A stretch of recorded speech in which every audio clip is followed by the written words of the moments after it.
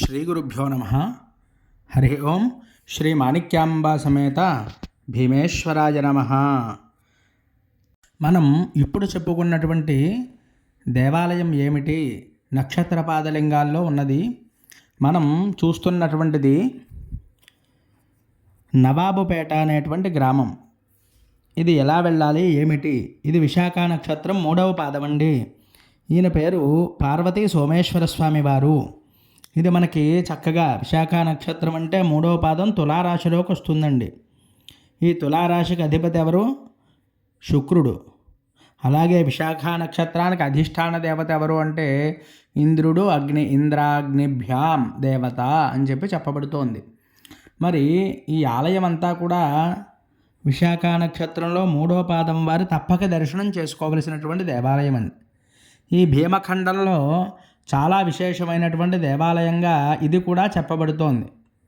ఈ దేవాలయం చుట్టూ మనం చూసినట్లయితే అండి, చాలా విశేషంగా స్తోత్రాలన్నీ కూడా శిలాపలకాలు చెక్కించి అందరూ కూడా ఈ దేవాలయానికి వెళ్తే మంచి భక్తిభావం ప్రేరేపించేలా భక్తుల్లో మనకి చక్కగా కనిపిస్తున్నాయండి. చుట్టూ కూడా ఎక్కడా వీళ్ళు ఒక్క గోడను కూడా వేస్ట్ చేయకుండా వీరివన్నీ కూడా మంచి మంచి స్తోత్రాలన్నీ కూడా పెట్టడం జరిగింది. అవన్నీ కూడా నేను మీకు వీడియోలో చూపించడం జరిగింది. అందరూ కూడా చూసి నమస్కారం చేసుకోవచ్చు.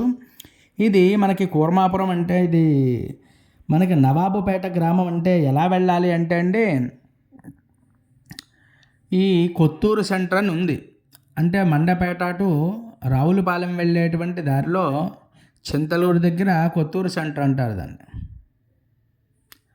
అక్కడి నుంచి లోపలికి వెళ్ళినట్లయితే సుమారుగా ఒక 3-4 కిలోమీటర్ల దూరంలో మనకి నవాబుపేట అనేటువంటి గ్రామం అయితే ఉంటుంది.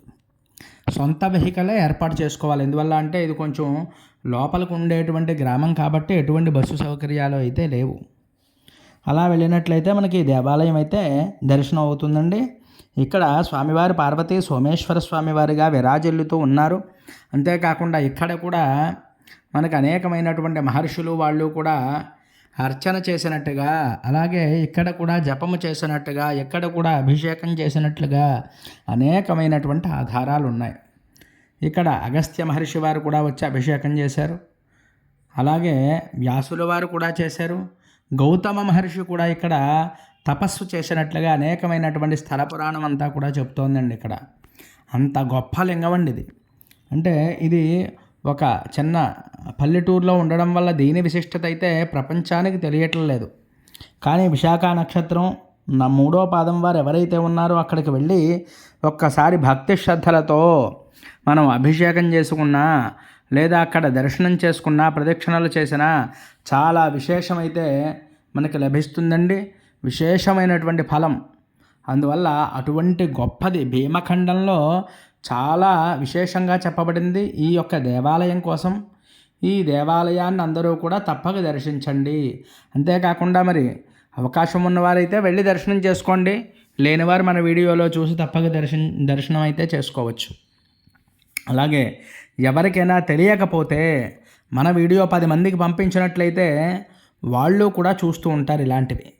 ఎందువల్ల అంటే ఇలాంటి మంచి పనులు మనం చేసినట్లయితే ఆ యొక్క పుణ్యాలే మన వంశాలని కాపాడుతూ ఉంటాయి. ఎందువల్ల ఇది దేవతా కార్యం మనం చేసేటువంటిది. ఏదో స్వలాభం కోసం కానీ దేనికోసం అయితే నేను చేయటం లేదు. అందరికీ కూడా తెలిసి ఈ యొక్క లింగాలని దర్శనం చేసుకుని ఆ పుణ్యాన్ని సంపాదించుకోవాలి అనేటువంటి మంచి ఉద్దేశంతో మనమైతే చేయడం జరుగుతోంది ఈ భీమఖండం. మరి అటువంటి లింగం అండిది. అందరూ కూడా భక్తి శ్రద్ధలతో నమస్కారం చేసుకోవాలి. అందరూ కూడా ఇంద్రాగ్నిభ్యో నమః. అలాగే మనకి ఈ యొక్క విశాఖ నక్షత్ర జాతకులందరూ కూడా తప్పక దర్శనం చేసుకోగలరు. మరి ఎవరైనా మన ఛానల్ సబ్స్క్రైబ్ చేయకపోతే సబ్స్క్రైబ్ చేయండి. ఈ వీడియో మీకు నచ్చినట్లయితే లైక్ చేయండి, కామెంట్ చేయండి. హరి ఓం తత్సతు.